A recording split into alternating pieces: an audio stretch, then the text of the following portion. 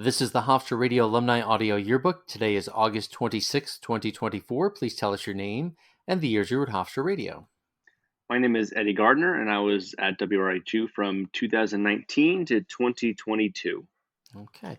Well, thank you for joining us today and taking some time to share your stories. Can you tell us which shows or programs you worked on at the station? Yeah, so I was mainly in the sports department, and I did a lot of stuff there with the Batter's Box, their Major League Baseball show. I was a producer with that show for a couple of years. I did tons of episodes of The Locker Room, play-by-play for volleyball, baseball were my two main sports. And I also worked on broadcasts for the Long Island Nets with their radio and their TV broadcasts. Okay. Did you ever work on any of the weekend shows, the community volunteer shows? Yeah, I did my first year or semester at the station. I did the R&B Serenade Hmm. for a semester. That was a good time. So I do remember doing that. Yeah, Frank and Gordon are great. Yes, It's they're a lot of amazing. fun. They're still doing it all these years later. Awesome. Did you have any titles or positions at the station? Yeah, so I right before I guess my first position I got was right before COVID hit. It was the beat reporter for the Hofstra baseball team, and so I only did that for about 3 weeks, and then the pandemic hit, and we all got sent home. So unfortunately, I couldn't continue that, but it was still a lot of fun in those 3 weeks. And then after that, I mentioned I was producer for the Batter's Box for 2 seasons. I started on as an associate, and then I was the lead producer in my senior year at Hofstra, and then I was also the uh, lead producer for the TV broadcasts and radio broadcasts we did for the Long Island Nets, the G League affiliate of the Brooklyn Nets. That we did those games at the Nassau Coliseum. Wow. Okay. When you were on the air, did you have any nicknames or on-air personas? I mean, I don't remember any nicknames. They usually called me Eddie, or they called me Gardner because there was another Eddie in my class. So we Mhm. hosted a couple times together. So we called about each other by the last names. But I was known as the miserable Mets fan over there, especially hosting the Batter's Box. I was always complaining about the Mets. So that was kind of my persona over there. Understood. Understood. Yeah. Very relatable, I'm sure, for a lot of the audience. Yes.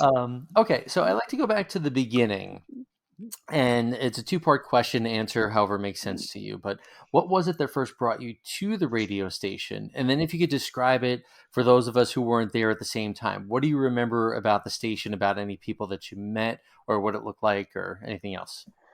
Yeah, so I what brought me to it was just my love for sports and sports media. I grew up listening to, every sports talk show imaginable on the radio, on TV, and that's something I really wanted to do or explore when I was older. So when I first toured it, I got to look at the station. I was like, wow, this is really cool. I saw the equipment. I heard so many stories of alumni success after college, and I obviously know about the Islanders stuff, Hmm. and so that brought me to it. And then my first experience at the station, when I was just joining, I was like I was just blown away by the experts over there, the staff, that the faculty that had all this experience in the field. I just was like, I couldn't really believe that I was there. Hmm. And then just going through it with all these great friends that I met, who were experiencing the same thing as me. We help each other. We help each other grow, and it really was just a very fun and great learning experience over those years. Hmm. Did you have an idea of what a college radio station would look like in your head before you came to Hofstra? Did you have a set of expectations, or was it just all brand new? It was mostly brand new. I didn't really know much about college radio. When I first heard about it, I was like, oh, okay, it's probably just a little fun thing that people do on the side. But no, it's like a huge thing, obviously. So I really had no knowledge of what it would be like, or any prior experience with anything like that. Hmm. I often wonder, especially for people who are really drawn to sports broadcasting, is it a sense of a love of sports that brings you to broadcasting, or is it the idea of broadcasting and the variety of sports and the possibilities that draws you to it, or is it some combination of the two? I would think it's a combination of the two. At first, it was just my love of sports, and then growing up and listening to these people on radio and TV and seeing how much fun it looked like they were having, it was like, okay, this seems like it could be a really great thing to do as a career. And so once I got the first experience at WRHU, I was like, okay, I love sports, and then talking about sports and broadcasting it is even more fun. So it was definitely a combination of the two. Hmm. Do you remember any of the stations or personalities that you listened to or watched before coming to Hofstra? Oh yeah, I was a huge fan of WFAN, Boomer and Carton, now Boomer and Geo.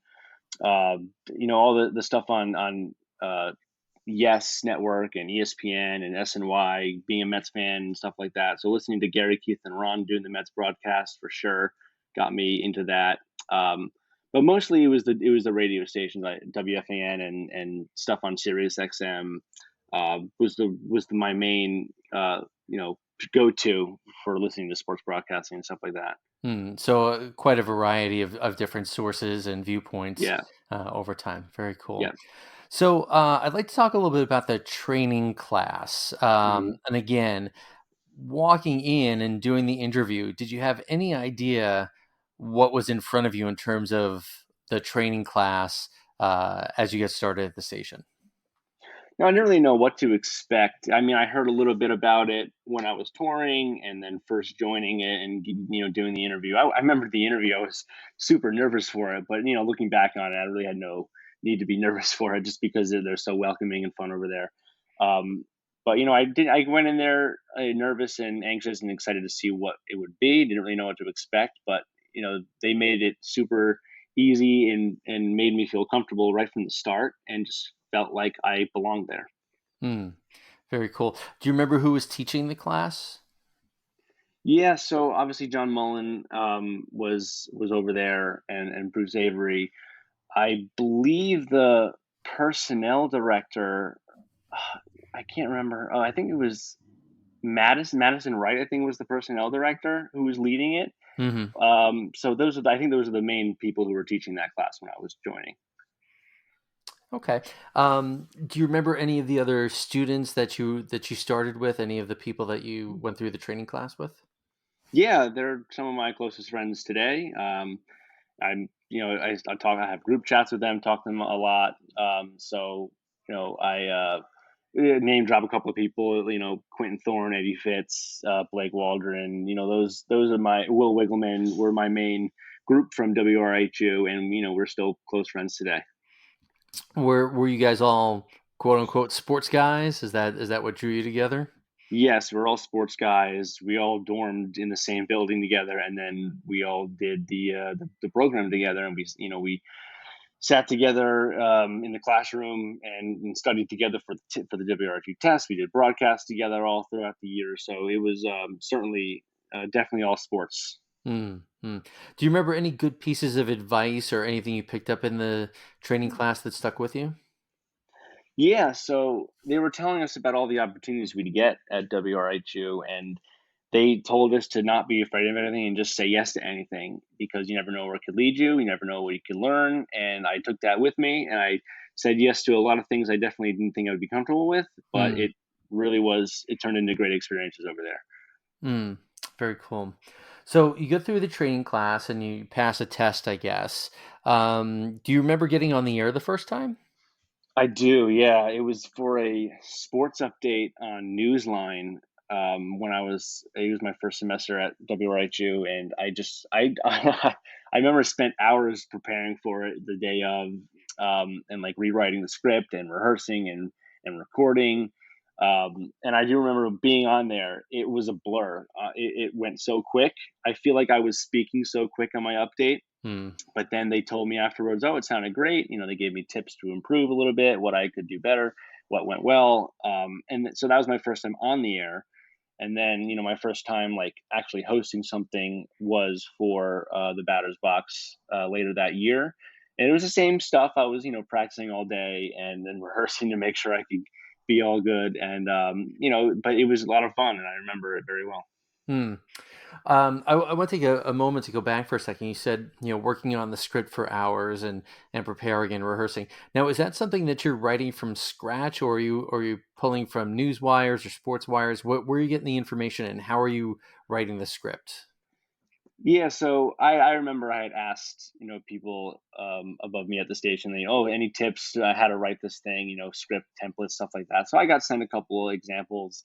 So I was able to pull from that, and then obviously just pulling the any news and scores I needed to include in the update was from websites like ESPN or MLB.com, stuff like that. So those are definitely the useful resources. But for sure, the examples that the people with the news team or the sports department sent me was the biggest help in writing this script. Hmm. And then in terms of, you said you were talking very quickly, or you thought you were talking very quickly. Did you get a chance to get feedback? Did you listen back to tapes, or was it just something that you did on your own to get some practice? Yeah, so they always did a postmortem after the show, and they went, the producers would go one by one with each person, telling them what they liked, what they could improve on. So I got a little bit of feedback from there. Um, Pete Silverman was always a huge help with the tapes. I would send him stuff, and we'd go over it together. And then just on my own, I'd listen to it. I'd re-listen to other updates from people in the department to see what they were doing, and I just learned from that. Hmm, very cool. Because you had such a varied um, history of listening to different stations and different hosts and stuff like that, as you were getting started, as you were preparing, did you have someone in mind that you wanted to sound like? Were you comparing yourself to other people, or were you able to just look at your own work and say, "This is me. I'm not going to copy anybody else"? I definitely tried to be like Craig Carton from WFAN. I feel like when I was first hosting, I wanted to just have fun, be loud, entertaining, and make the people around me better. And then as I got more experience, I was like, okay, I could use some of his hosting styles and like make my own kind of thing as well. Because there are things I wanted to try and do on the air, and there are things that I felt like I could do differently and stuff like that. But if I had to pick one guy I was, imitating on the air, I feel like it was Craig Carton. Hmm. Okay. Um, I wanted to go back again. So many questions. You threw out so much good information there, but I want to go back. So early on, I guess, in your time at the station, you're on the air and you're doing reports, and then the COVID lockdown happens. Mhm. I'm wondering if you wouldn't mind giving us a sense of what you were going through at the time, what you remember from that. Yeah, so it was definitely interesting. I didn't know what we'd really do for any on-air stuff. Like I mentioned, I was working with the Hofstra baseball team, and that role had me doing spots on the locker room show talking about the team. That went away, and we kind of really didn't know what to do for those broadcasts for a while. And then I forget who thought of it, but we started doing broadcasts on StreamYard and hosting shows remotely that way. So that's when I was able to still get the on-air experience remotely during the lockdown with that. So that was really good. Um, and then later on in the pandemic, back when we were all returning to campus in the next semester, we were doing the broadcast in studio with like the social distancing and stuff like that. But it was good to get back to that. But definitely having the remote experience with StreamYard and those broadcasts was a big help to get through the lockdown. Yeah, and I'm sure it must have been very disconcerting that in March of 2020, as the virus was spreading and things were shutting down, that's interrupting your early days at college, and you're just getting acclimated to the station. And what if you could go back, like what was going through your mind at that time? What did you think was going to happen? Yeah, I really had no idea what was going to happen. As you mentioned, it did interrupt like a key part of my college years, and key part of the broadcasting years at the station. Like those are the years where you're supposed to make a name for yourself and rise up the ranks in WRHU. But we couldn't really do that as easily because with the lockdown and being remote. But I was still excited to take on any task or challenge that we were doing remotely. I tried to say yes to anything when I was asked to do something through a broadcast on StreamYard, or maybe making an audio package to air on these pre-recorded shows. Like, I remember during the lockdown, we had set up an interview with Howie Rose of the Mets radio network, Mm. and we were airing just a bunch of interviews with broadcasts and stuff like that to talk about the pandemic. So I was able to do that. Um, so just anything I really we could take, I was excited to do. You got to talk to Howie Rose. Yes, yeah. So Pete Silverman was great with setting up a lot of interviews with uh, people in the sports industry, broadcasters, writers, stuff like that, just to get some content out there, find out how they're handling the pandemic. So a lot of my colleagues at the station were doing those interviews, and I was lucky enough to talk to Howie Rose. He's one of the best. Oh yeah, absolutely. I grew up listening to him all the time, still do. He truly is one of the best.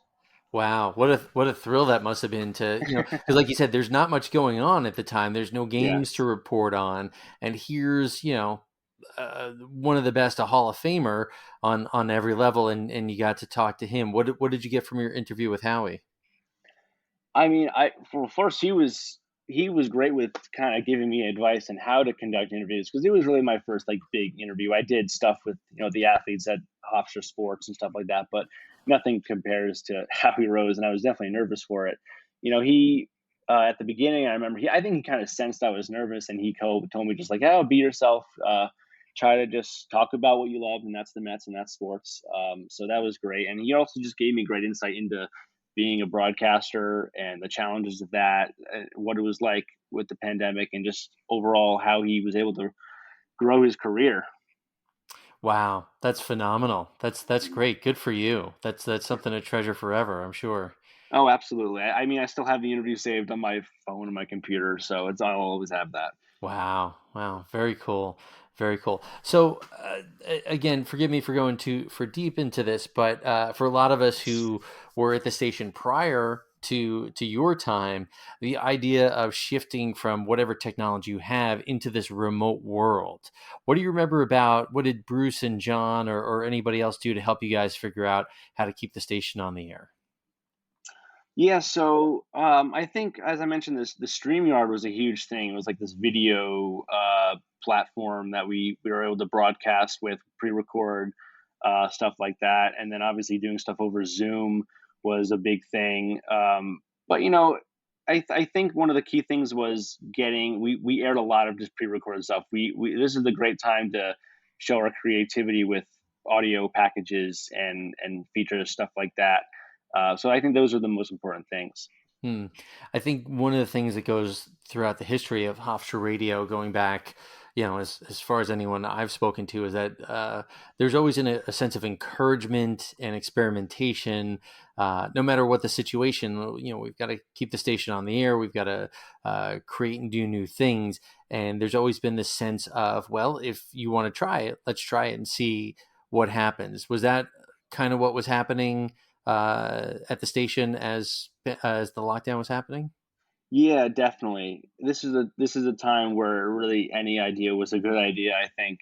And I was one of the main parts of the lockdown for me was working with the Long Island Nets, because we were still broadcasting their games. Like, they were doing their G League games in a bubble format Hmm. and I think in Florida or something like that. And so we were still producing their games remotely, and a big part of that was just finding any good, interesting, piece of data, a stat, anything like that on a player that we could do a feature for and record that. And we did that during the games and halftime broadcasts. And also that goes for any Hofstra sport. Like, if we wanted to feature something that was interesting with the baseball team or the volleyball team, something like that, we were able to do that and broadcast it over the air, because there wasn't much to do Hmm. besides that stuff. Hmm. Well, thank you for indulging me, and I know it's relatively recent for you, but someday people will look back and go, "Oh, that's what they did. That's how they got through that time." And Yeah. I appreciate you sharing those stories. So through all of this, through figuring things out and dealing with all the health restrictions and so forth, was there a time where you started to feel really comfortable at the station and on the air, like you really knew what you were doing and you felt good about it? Yeah, I think when I think it was the my junior year, so it was still sort of the COVID restrictions. We were back in studio, but we had masks on. We were distancing. There were limitations to how many people could be in studio, but that's when I think hit my stride and felt the most comfortable because of the people I was working with, the leadership I was being taught under, and then just all the experience that I was getting. That was when I got my first opportunity as producing the Batter's Box show and hosting that almost every week because there wasn't many people who were able to do it with the lockdown and the restrictions, stuff like that. People couldn't make it into the studio, so I was hosting that all the time and getting a lot more experience than I used to, and so that really gave me my confidence to keep building my strengths and stuff like that at the station. So I think, and then that just carried on, as a senior, when we were back to normal, no lockdown, no restrictions, no masks, all that stuff. That's when I took over as the lead producer and did was the lead producer for the Nets stuff. That's when I feel like I was really just at my peak and I was feeling comfortable. I was hosting those shows all the time, doing play by play, a lot more play by play than I had in the past. So those are the two biggest, I think, years for me. Hmm. So producing the Batter's Box show, is that something you were seeking out? Is that something that you really wanted to do, or is that just an opportunity that came up? Yes, I think as soon as I heard about they had a Major League Baseball show, that was my main thing I wanted to do. That was the first I think show I sat in on in studio and listened to for the upperclassmen to do, and then I just kept signing up for those shows every week, and then learning, and then getting more and more experience, and then when the time finally came for me to step into a leadership role, I was psyched. I definitely did not take it for granted. I wanted to work as hard as I could, and it was tough during the lockdown, of course, but then I just kept growing with it. And it was one of probably my favorite thing I did at the station was that show because we just had a lot of fun and goofed off, talked about baseball, and it was a dream. I'm I'm sure it was a lot of fun. And you mentioned those guys from your training class that you were close with, and I think you've already answered this, but I'd like to ask it anyway.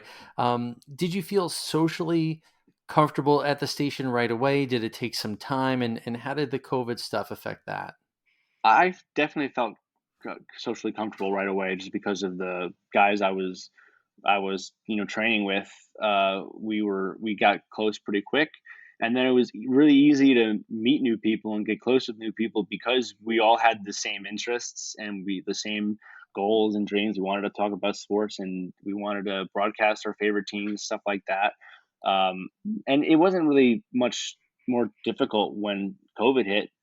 Because we still had those same interests, but just remotely. I was meeting people over Zoom, and then when we were back in person, I was like, "Oh my gosh, I met you on Zoom," and it was just like we were together the entire time in person. Wow, that's very cool. A lot of people struggled with that time, but you guys had these connections not only technologically, but your common interests and again that spirit of teamwork at the station to keep things going. So that's really nice to hear. Thank you for sharing that. Yeah, of course, happy to. Thinking about when you started at the radio station, you've kind of spoken about this earlier, but can you go back to your mindset when you first showed up at the radio station and you're starting that training class? What did you think the station would be at that time, and what did it become for you? So I knew it was obviously going to be a big part of my college career. It was the main thing I was doing.